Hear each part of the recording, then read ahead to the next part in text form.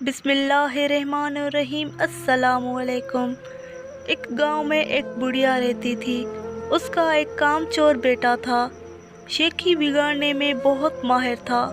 उसको शेख चली के नाम से पुकारा जाता था। बुढ़िया मेहनत मजदूरी करके अपना और अपने बेटे का पेट भरती थी। एक दिन बुढ़िया बीमार हो गई। घर में खाने को कुछ ना था। रात को माँ बेटा दोनों फाके किया। अगले दिन माँ ने कहा, अब तुम कुछ काम करो, जंगल से लकड़ियाँ ही लेकर बेच दिया करो ताकि गुजर औकात हो सके। माँ की बात सुनकर शेख चली ने जंगल की राह ली। जो दरख्त उसके रास्ते में आता वो से पूछता, मैं तुझे काट लूँ या नहीं। किसी दरख्त ने भी उसका जवाब ना दिया। शाम होने को थी। शेख चली घर वापस आने का इरादा कर ही रहा था कि एक दरख्त नजर आया। उसने पास जाकर पूछा, मैं तुझे काट लूँ? दरख्त बोला, हाँ काट ले, मगर एक नसीहत करता हूँ, मेरी लकड़ी से पलंग बनाना और बादशाह के दरबार में ले जाना। अगर बादशाह उसकी कीमत पूछे तो कहना कि पहले एक दो रातें उस पर सोए, फिर अगर मुनासिब समझे तो खरीदें। शेख चली ने दरख्त के हिदायत के मुताबिक उससे लकड़ियाँ काट कर पलंग तैयार किया और बादशाह की दरबार में पहुंचा। बादशाह ने कीमत पूछी तो शेख चली ने कहा, पहले आप उसको एक दो रात इस्तेमाल करें, अगर उसमें कोई खूबी पाए तो इनाम के तौर पर जो दिल चाहे दे दें। बादशाह हैरान हुआ और शेख चली के कहने पर नौकरों को हुक्म दिया कि आज यही पलंग मेरे कमरे में बिछाया जाए। रात हुई तो बादशाह पलंग पे सोने गया। आधी रात को पलंग का एक पाया बोला, आज बादशाह की जान खतरे में है।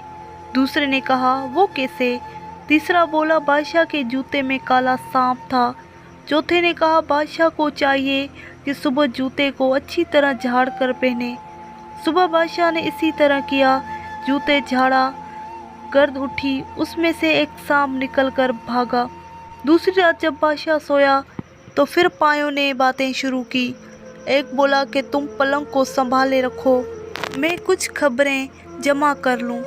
तीनों पायों ने पलंग को थामे रखा। जब चौथा वापस आया तो उसने खबर सुनाई कि बादशाह का वजीर साजिश करके बादशाह को ख़त्म करने के बारे में सोच रहा है।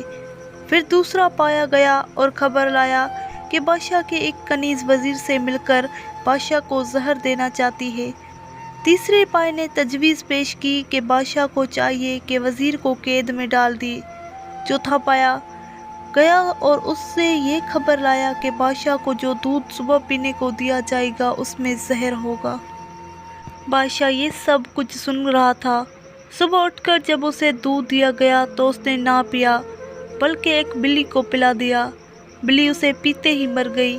तहकीक करने पर बादशाह को पता चल गया कि वाकई उसका वजीर और कनीज दोनों मिलकर उसकी ज़िंदगी ख़त्म करना चाहते हैं। बादशाह ने अपनी कनीज और वजीर दोनों को कैद में डाल दिया। बादशाह ने शेख चली को बुलाया और बहुत इनाम दिया।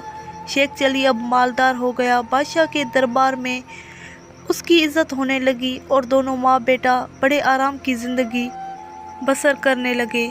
आपको ये आज की स्टोरी कैसी लगी? अच्छी लगी है तो लाइक करें, मेरे चैनल को सब्सक्राइब करें। अल्लाह हाफिज़।